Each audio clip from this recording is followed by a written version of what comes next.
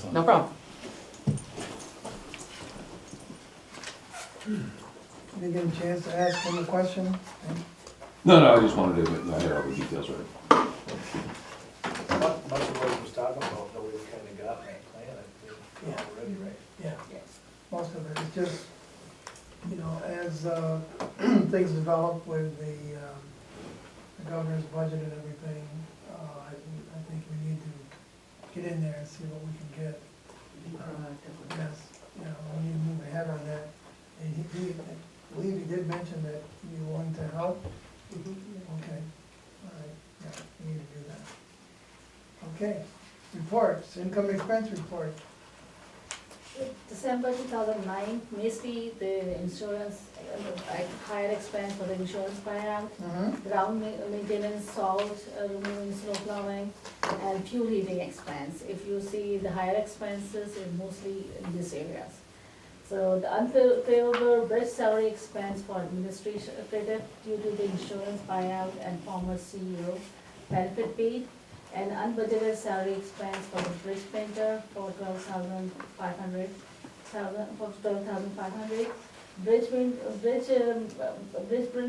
Building maintenance expense for invoice $4,000 for train service for unit boiler repair, and $4,100 for the ground maintenance salt, and $3,800 for the Liberty Utilities expense. Legal expense invoice for the Falsco Corporation, compensation for $30,000 for oil spill, counter during construction of our new building in 2014, and the credit card fees for $1,800. For the airport side, the favorable variance is AWOS, design, replacement, and terminal area plan grant for, we received the favorable variances for $38,500, but 3 Skywise flights were cancelled due to the weather condition, causing unfavorable revenue in December.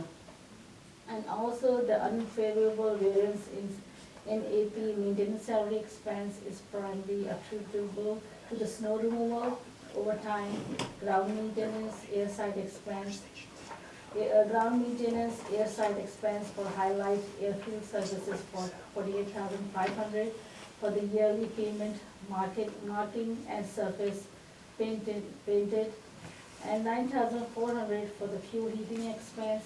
Training expense for $1,500 is primarily attributed to the prior period adjustment. In Russell Park, the unfavorable variance is primarily attributable to the $5,400 for the fuel heating expense and subscription membership for $500. And for the marine terminal, the unfavorable variance is primarily attributable to the general maintenance, insurance buyout, and the fuel heating expense for $1,300. So that's the unfavorable variances.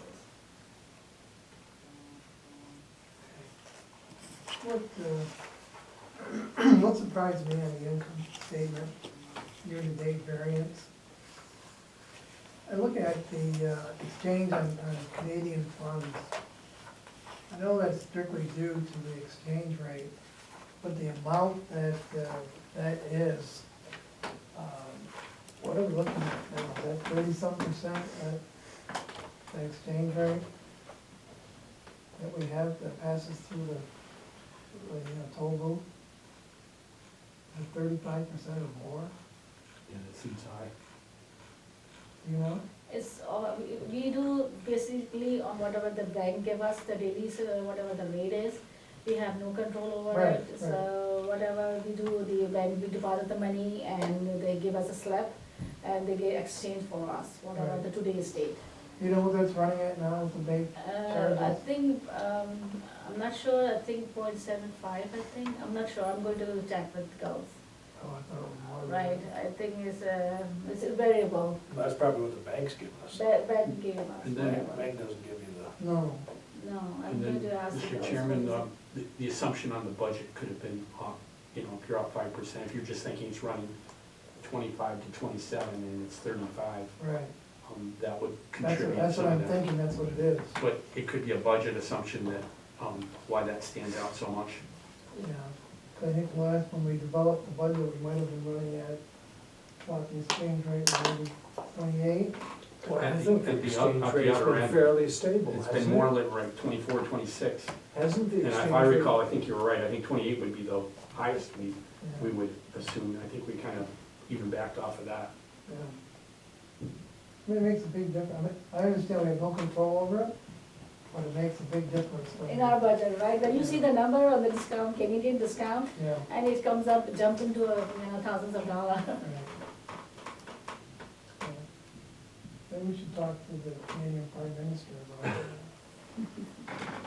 Invite him for tea, I can, I will check with the bank and just have a little better understanding Yeah. of that. That It would be we're interesting to concerned see what it is. and see if it's a timing thing or whatever, but I can at least ask the question of the right people.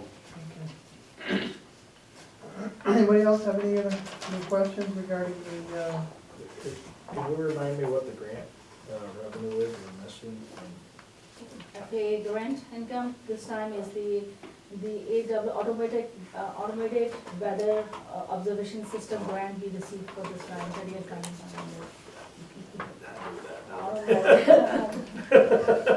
Yeah, sorry, I didn't ask, I knew that. it's like the Just need to be reminded the again. the railroad, the grant income on the railroad, $1.4 million. Yeah. Yeah, that makes a big difference. Right. Anybody else have any other questions for Maria? I've been thinking about the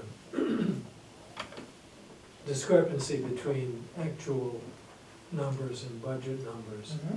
And I think that we could throw darts at Jim Smith or something of that nature, but I think that the process in an organization that has volatile elements like this, including some of the maintenance costs in the industrial park, some of the problems we've been dealing with maintenance on the bridge. These are things that you can't predict, and it's partly our challenge in matching our income to our expenses, that we haven't budgeted much of any surplus, I believe, to allow for contingent events. And we're in the process of searching now for a new CFO. We will have to discuss with that person the budgeting process. But somehow or other, this board needs to be brought into the budgeting process to a degree that it hasn't been. I think that Joe put things together fast, and I'm delighted at what he did last year. I suspect that Jim did his best, given what he knew and the pressures. But one way or another, when these decisions come up that say, we are going to staff at this level, and therefore we're going to budget no surplus for maintenance, we need to be in on that decision. And I don't, clearly, we need to get our staff decisions made first before we set up a new procedure. I can just talk to what you're talking about in there. I just noticed in there that in the budget for this month, it has dockage and wharfage, Yes. and that we got not. So, and Stephanie probably can talk to at the airport. There's things that I can look in there, and I know, I'm not throwing stones or anything. Sure. Jim had medical problems when all this, and we missed all of what you were talking about, and it was just put out there and not thoroughly reviewed, but what it should be that, I'm just saying, let's just say about the port, I can look in there and say, you don't split this out over 12 months. Right, right. We're gonna get our money, and it's gonna be from April through December, Sure. and it is what it is, and at the end of December, you're not gonna say, oh, well, because we will not get a dime for that 3 months for dockage and Right, wharfage. yeah. And I just picked up on that one and I just said, now why is that? And I go, well, I didn't, and it just was, what it was just spread out over 12 months. Mhm. So right now, you're getting that in there and it just doesn't tell you a real, or kind of exactly to your point. Yeah. And I would say that, I think with what Joe did, you won't see as much of that in this coming budget. That's right. Because I do think, he took a lot of advice, partly because he had to understand everything. Mhm. So I think it'll be better. I still think there's probably more we have to do on that. And we have to educate, the people in the office of what we do out there. And that's just something I'm finding that it's not, you're connected. And so you're all constantly trying to tell people what the process is and why you're billing and things like that, and they need to understand that.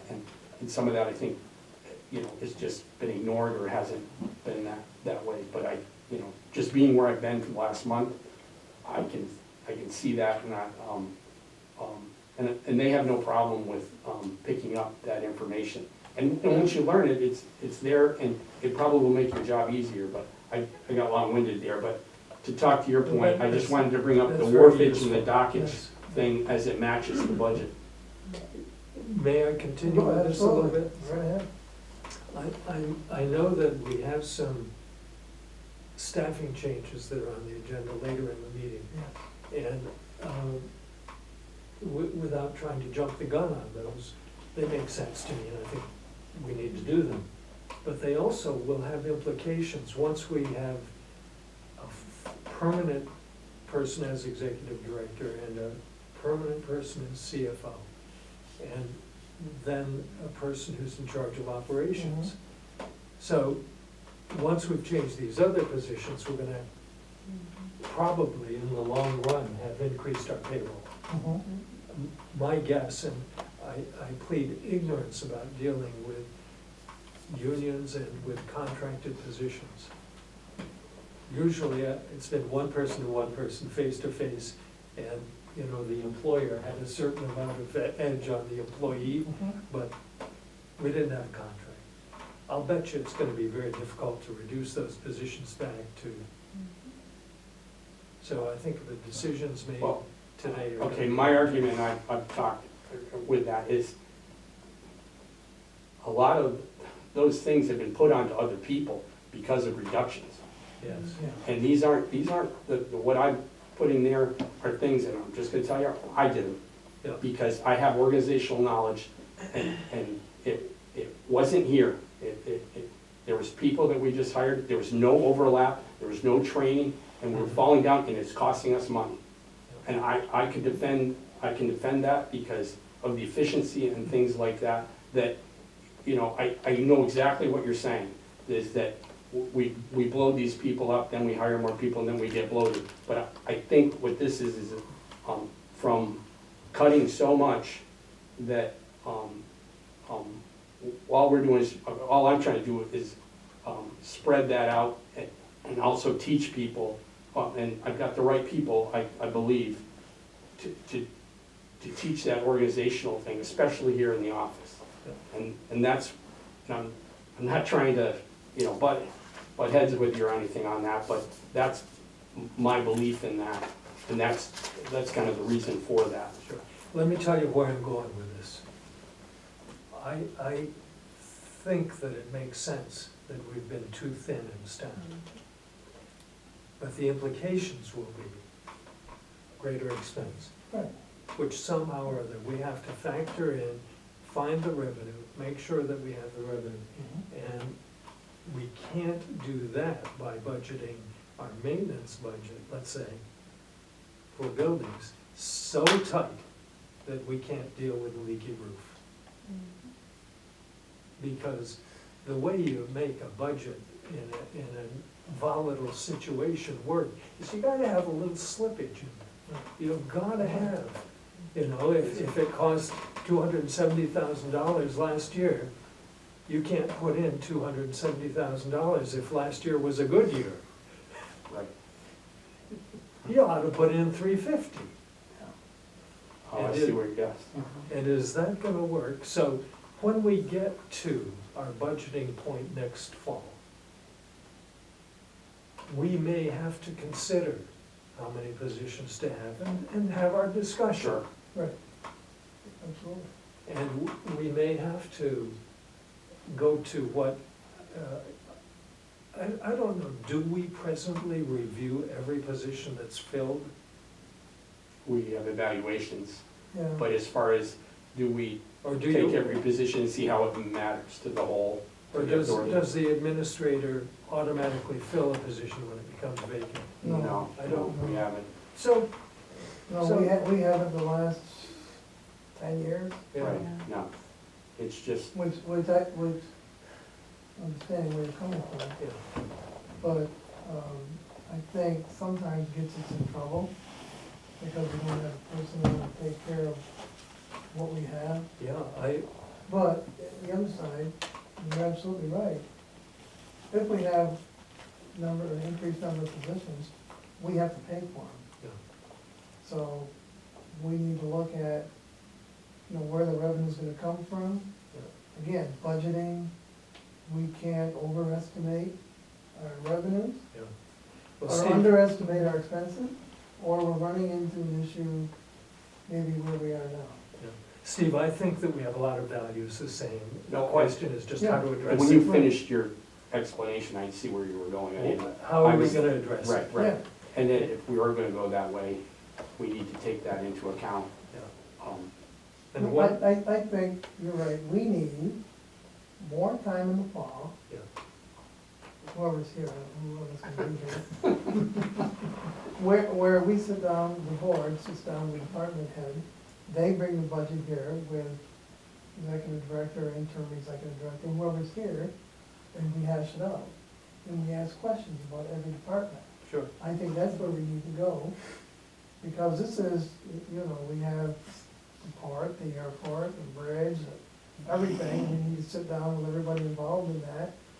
And then after that, come together with all department heads, with the board, and decide what numbers we should use. Mhm.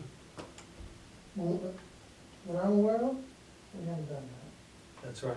And all the reasons are understood, we all understand, but at some point we need to Mhm. get it done.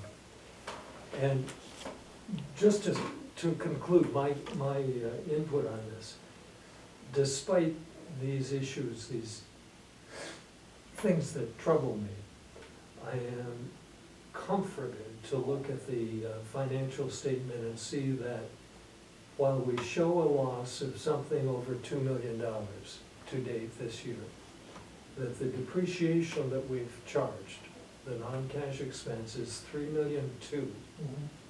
And so we, by my understanding, have improved our cash position this year. Somewhat.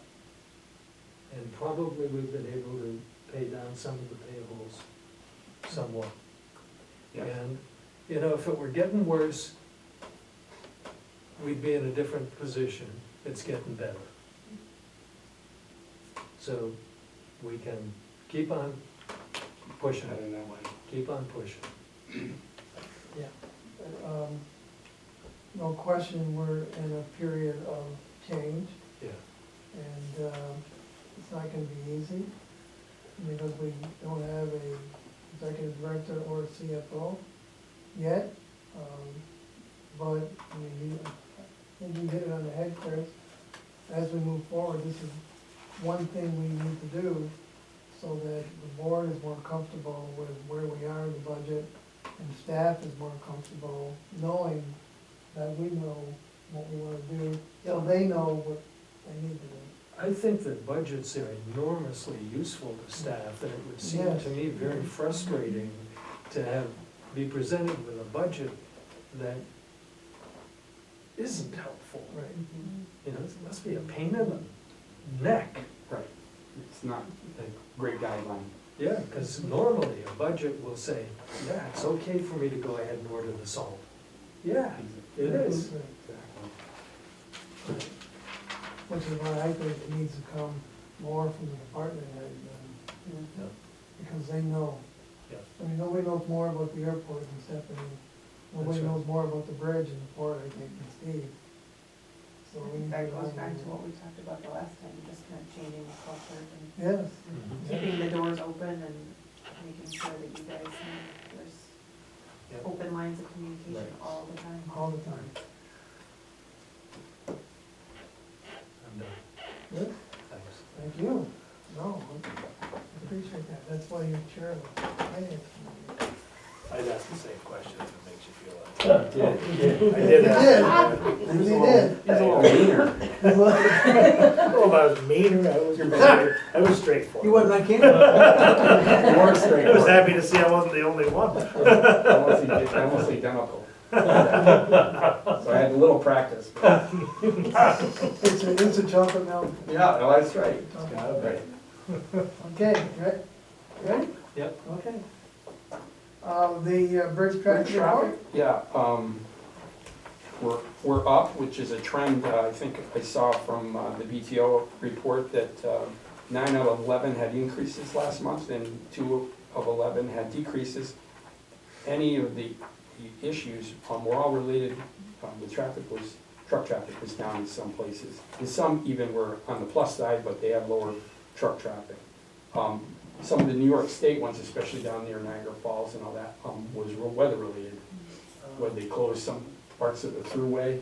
So when I asked the questions, I've kind of touched base with the BTO people now, and they've included me in a lot more communications. Good. So they did send their full report, and so I just kind of, we're, as it says in there, we're at 3.42. Thousand Islands was about 11% and up, and Seaway was about 9.3 up. So overall, yeah, we're up, and our truck traffic was, I believe that was down a little bit. Mhm.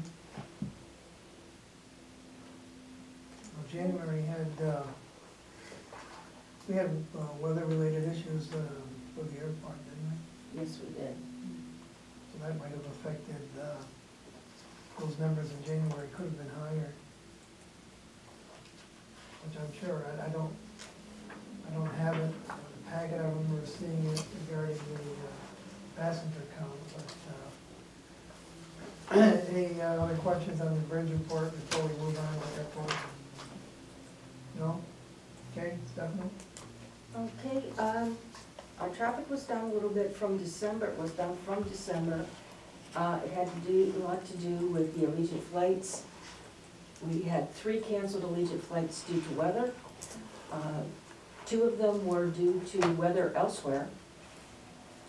And the one was due to the visibility here. I'm happy to say that it wasn't due to our runway conditions. Staff does a fantastic job. They go over and above all the time to keep the runways in good shape. I'm hoping that traffic will pick up a little bit, well, will pick up. Allegiant, for some reason, backed up their extra flights. Instead of starting in January, they started them this week, and they are going to continue for the next 11 weeks. We started with 4 flights a week this week. We go to 5 Allegiant flights next week for the next 10 weeks. And I'm hoping that helps weather-wise, rather than January having cancellations. April, we won't have as many weather cancellations and be able to keep the traffic up. SkyWest is continuing, but they do have their issues because they do come in out of Chicago in the evening, and weather's been an issue for them there.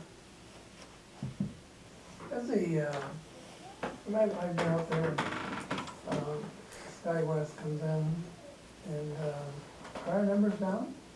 For SkyWest, Yeah, or are they down later at night? they are down. I'm not 100% sure why in January they dropped as much as they did. There were a lot of canceled flights in January, Right, not so much due to our right. weather here. They had a lot of mechanical issues. And, In Chicago, eh? Chicago, yes. That caused delays and delays turned into cancellations, which turned into our morning flight being canceled. Right, because they come here at night. Right. So So, you lose on both ends. correct. Yeah, yeah, Now, they have changed the schedule to 2 days a week, Saturday and Sunday. They were always doing one flight on Tuesday and then one flight Saturday. They are now only doing one flight on Wednesday, and then the 2 flights on the weekend. I think that's going to help with the numbers a little bit. now there's 14 flights out a week on United. No, not 14, 12. I think it was 14. No, it's not 2 a day. They're 2 days a week that we, and it's always been 12 flights a week ever since they started. They've just changed the dates. So I think that might improve things a little bit too. The numbers, it seemed like I visited with a couple people that were flying, just happened, so that's my radar, right? I'm So sorry? I visited with a couple people that were flying, and there wasn't very many people on Yes. the Dulles flight, which was, And we think some of that has to do with the very early morning flight that it is. Folks are afraid to drive that early in the morning to get to the flight. Mhm. But was explained to us by SkyWest that getting that earlier flight in gets folks to DC in order to make their And connections it's a better. better connection, yeah. Yes, we've talked to them about changing that back up to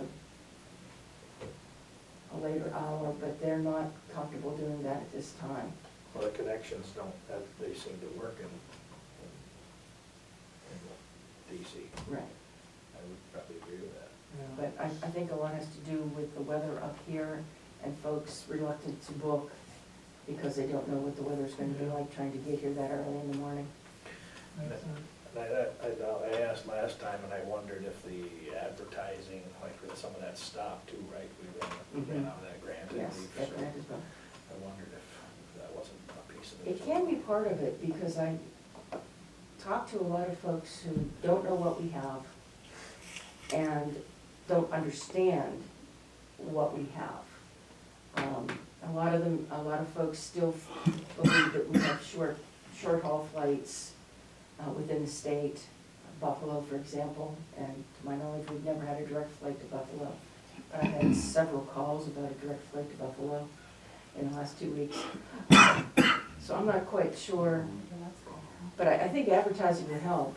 I'm not sure the best avenue. Does SkyWest do some of that? Is there some, did they do some of that as well, or United, I don't know which? Yes, they did. In the beginning, they had, I believe, $20,000 worth, they did $20,000 worth of advertising. Right. And then we had the grant, so you were looking at almost $90,000 in grant money that we utilized for advertising. It's a great flight. Stephanie, I'm just trying to correct my lack of understanding. Which month was it when the 3 Allegiant flights were canceled? January, January. the last 3 Saturdays.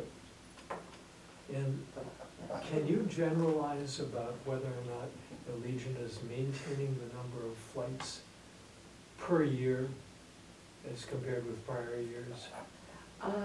I think they are, for the most part, they're maintaining the same number of flights. But they move them around. They from move month them to month. around. Sure. They're actually doing a hiatus, 2 hiatuses this year. One for 6 weeks, June, July, or Mhm. May, June, and coming back and doing the flights, and then off in September. Allegiant doesn't fly anywhere in September. Mhm. They shut down for September. But normally they would go through the 1st of August and then shut down for basically 2 months. Now they're going to shut down a few weeks earlier and then kick back up, Sure. I guess, middle of the summer when the vacation flights are, the summer vacation flights are going, and then knock off for September Mhm. this year. But it was interesting that 2 of the flights were canceled here because of thunderstorms and bad weather in Florida. Mhm. And not here. There's a change, eh? You'd think it'd be the other way around. Have we seen an uptick because of the February break this week and next week? Or not really? They're running pretty full. That, 130 to 100 is, until complete full flight, projected through, February and March. Well, the Saturday I was out there, a lot of people got off, and then a lot of people got on, and they do it pretty quick. Yes, Traeger does the ground handling. If they have a 45-minute turnaround, I believe. Oh, that's, yeah, I believe a 45-minute turnaround time. And if they don't turn the plane around in that particular amount, they don't get paid. It's, Is that incentivizing? yes, It they was- move. when was it Saturday when it was so cold?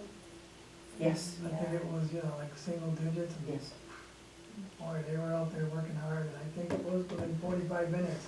They were in, unloaded, loaded up again, and gone. Yes, the only point that the Legion gives them any leeway is when they have to de-ice. De-icing doesn't count, but they have to be able to turn the passengers around. Yeah. And it's always interesting to see the Legion plane out there with the United plane. Looks good. Anything else for Stephanie? No? Board activity report? Steve, do you have anything? Yeah, basically, we're moving salt steady.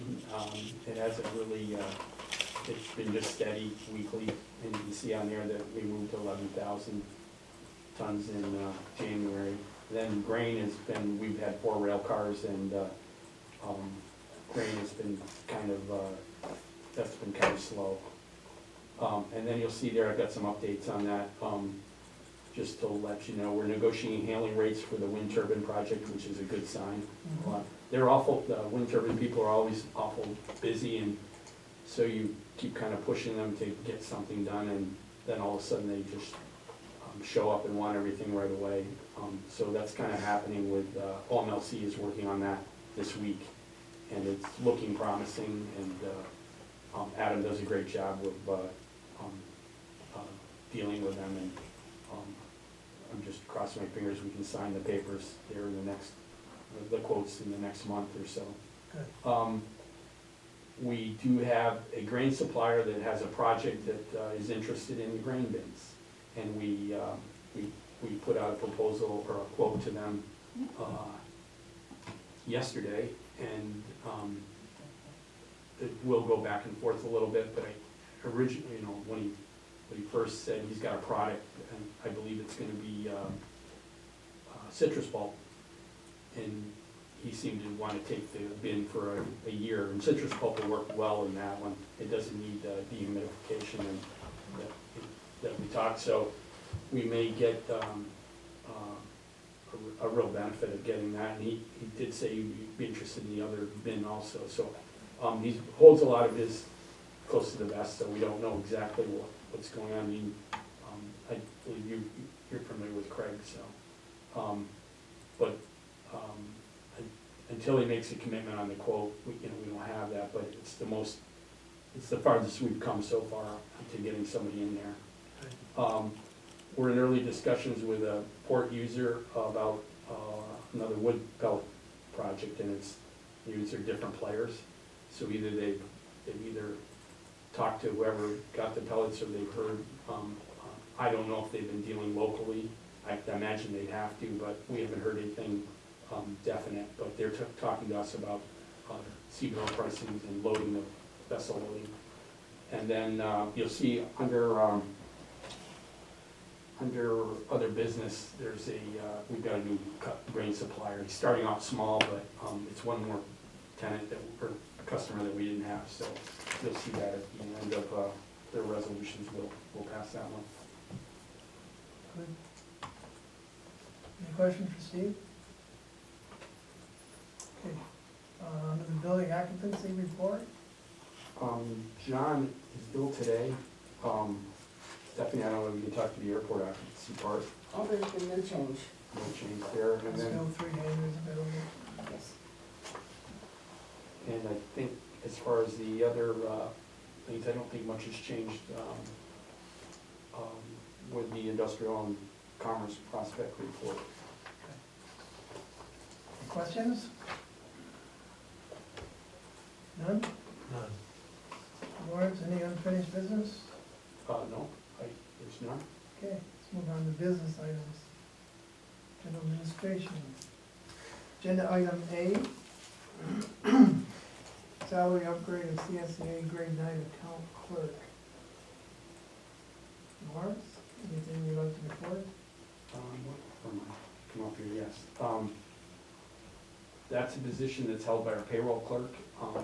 It also was, and this was what I spoke to earlier, that position, 6 or 8 years ago, handled all the FAA grants.